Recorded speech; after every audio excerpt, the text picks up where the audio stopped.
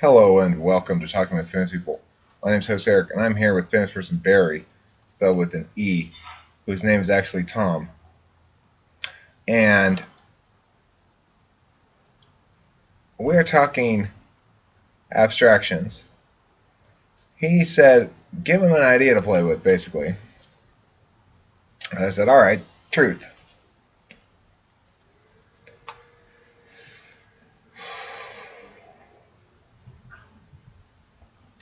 He says, well, truth is when you convey a string of information which is supposed to portray that which actually occurs. Humans' language is a vector. However, in systems theory, we come to understand humans cannot understand the complex interactions that actually occur between every interrelated objects. Well, true, but there are systems within systems, some of which are very simple.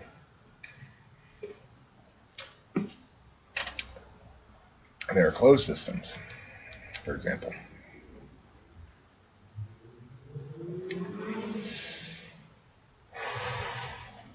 I would say that truth has an element of intention in it as well, right? So I think you got that in there when you say which is supposed to. That sort of conveys the intention. But I think by and large, given the way that language is used so metaphorically, any theory of truth has to factor in the intentionality of the agent. So that something that's false is either mistaken or deceptive.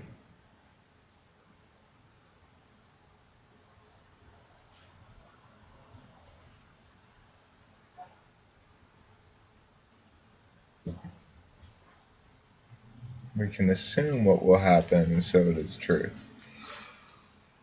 Well, I see truth as being related to statements, first of all. The statements are the only things that have truth value. So, given that statements have truth value, I would say that true is communication that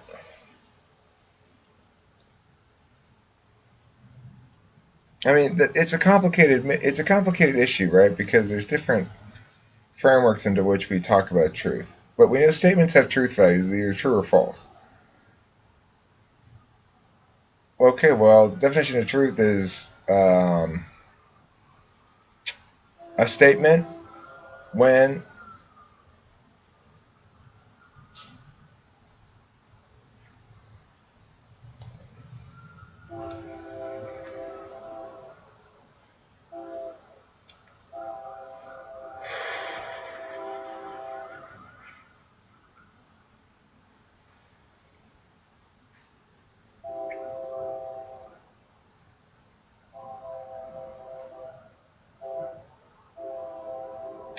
explicit.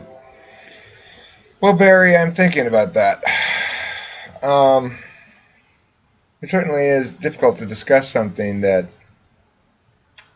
is so loosely defined as truth. It's not to say it has no definition, but the definition tends to be circular, right? So it's either going to put it this way: statements are communications from one agent to another, and a statement has a truth value, and the truth value of that statement is generally consistent with the intention of the agent speaking the statement, or the individual is deceptive or mistaken. In instances where an individual is mistaken, that means they ought to agree with that at some point. That they ought to conform their statements to the agreed upon reality.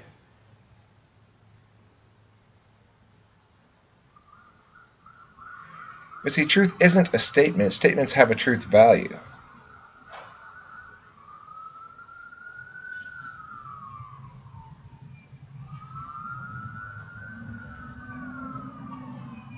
And it's not just for replicable results. It can be an accurate assessment of blame, for example.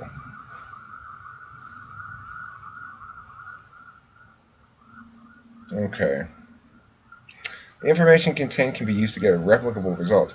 But see, that's not necessarily the case, right? If I try to assess guilt or blame, I'm not trying to replicate results. I am trying to produce a system that provides an algorithm to adjudicate moral decision making, and I would hope that precedent would establish some patterns of behavior on the part of those judging the issue, right? But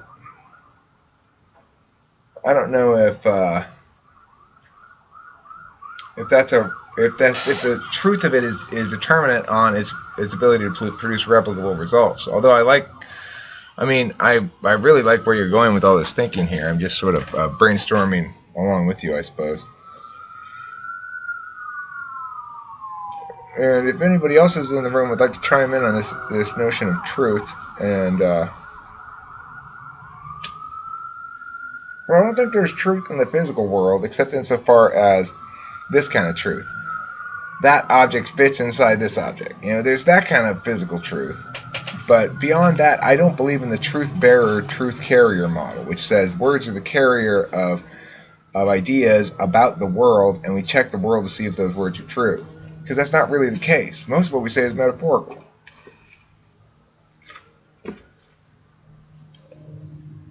Which would render almost everything we say false. Anytime we use the verb to be, we're speaking in metaphors.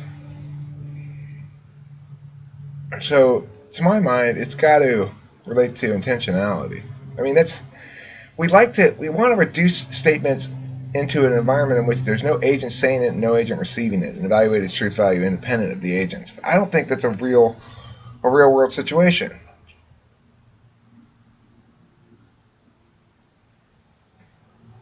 We fed all the info about what?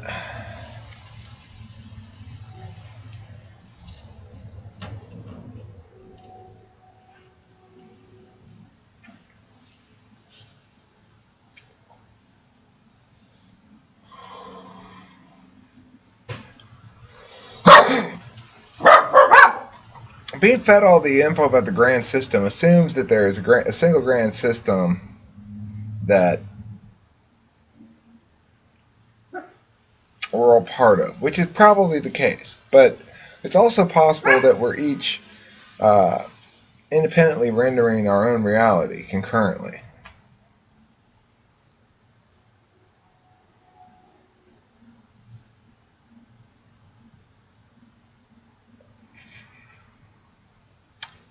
Anyone prefers to be an extrovert, introvert? Well, I would say that I would fit that definition, but I don't consider myself one. I consider myself an extrovert with my particular cognitive function stack, which makes me go through periods of introversion. It's not even introversion. I have to go back to make more stuff to show you, basically. And sometimes I have genuine periods of introversion where I don't want to, occasionally, where I don't want to be engaged with other people. I just want to. Lacey, you better quiet that bark, little missy. You better quiet it.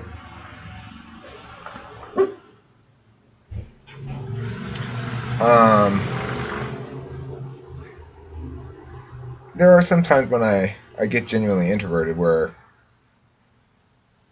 I just am not feeling very talkative. Like today I went out to lunch with Cameron, and Cameron had an odd experience of, I think, on a few occasions, being like he had to carry the conversation.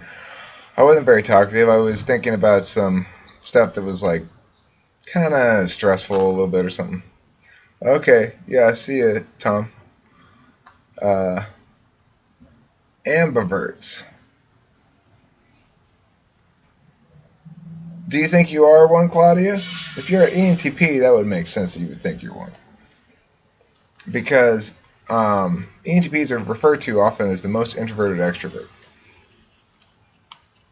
We like to read a lot. I always liked to read a lot when I was younger anyway. Now I tend to read a little bit less. But do you like to read novels? If you do read novels, Claudia, do you read escapist novels like Swords and Dragons and Vampires, or do you read like Kissing and and kissing and mush books. I mean, I don't mean to denigrate kissing and mush books. I just know that some girls like to read kissing and mush books well into their... You read both? Okay, cool. I think that ENTPs have a tendency to like the Swords and Dragons and Magic Spells books. I do. I still read them when I read novels. That's still what I read, is fantasy books, like Swords and Dragons books. So, something to note as you're trying to sort of nail down your type. I'm assuming this is the same Claudia, right? I know there's two of you guys out there. Is this the one I did on camera? Yeah, okay, cool. That was a good video. I enjoyed that one. I enjoyed watching it because I had actual questions lined up on paper and made it very efficient.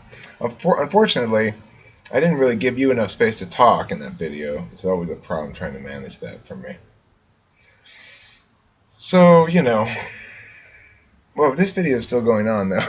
Okay, so this is the first video of the day. Here is truth values into ambiverts into talking to Claudia about my media problems. Thanks for watching.